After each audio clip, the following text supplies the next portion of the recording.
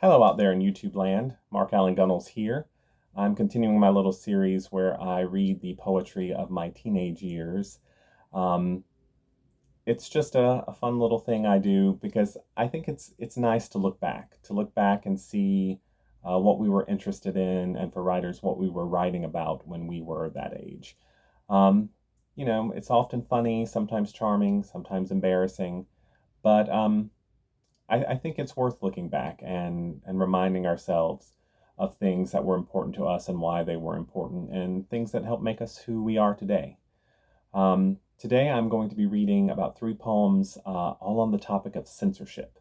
That is a topic that is still um, something I believe needs to be talked about. Sadly, I wrote these poems, back in the early 90s, and that topic is still as prevalent today as it ever was, with all the book banning and everything that's going on. And that is something that really angers me, especially since so much of it is aimed at queer books, and particularly queer books aimed at young people. When I was coming of age, there was no such thing. Queer books aimed at a younger audience just did not exist. And I actually love that young people today have that. And I just hate that there are people who are trying so hard to take that away from them. So censorship is still a topic that is real big with me. And here, one of the poems is dated February 4th, 1991. So that was definitely already an issue that really got me worked up. So I'm going to read these. The first poem is called Each to His Own. And I remember I had this appear in my junior year literary magazine in high school. And I was so excited because I thought, I'm getting the word out. and, um, but it is an important topic. So each to his own. This is supposedly the land where freedom reigns, where people are free to do their own thing. People are able to live their own lives and decide for themselves what they think is right.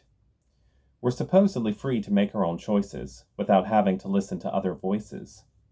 But some people try to interfere. They try to make freedom disappear. They say our movies and books are obscene. You know who they are, and you know what I mean. They say we don't live like we're supposed to. But who are they to make up the rules? They don't have to listen to what they don't like, but they shouldn't tell others it isn't right. We are free to decide for ourselves without having to listen to anyone else. Who are they to tell us what to do, or tell us what to listen to? I wish that they just let us alone.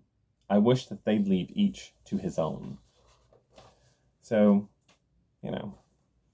still valid points that people should pay attention to. Censorship is very baffling to me. It is, if I don't like it, it shouldn't exist. Not, if I don't like it, I don't have to partake of that book or that movie or that music. It's no one should have access to it. And I really don't understand, especially when it comes to queer-themed works. They make it seem like they don't want children to be taught to be gay, but I feel like in this day and age, everybody pretty much knows you can't teach kids to be gay, but you can teach them that there's nothing wrong with it if you are, and that's the thing they don't want them to learn. See, I'm still getting hopped up. I may have to write some more poetry. The next one I'm going to read is called Choice in Chains. Very, very dramatic title. Conservative dictators with morals in hand put limitations on the freedom that makes this country great. They censor what we see, censor what we hear, and censor what we speak. Where will it end? How long will we allow these narrow minds to imprison choice in chains? The world is in need of liberation. We must take action before freedom gets completely lost in the system. If we allow these self-righteous voices to take just 1 ounce from us, it won't be long before they take it all.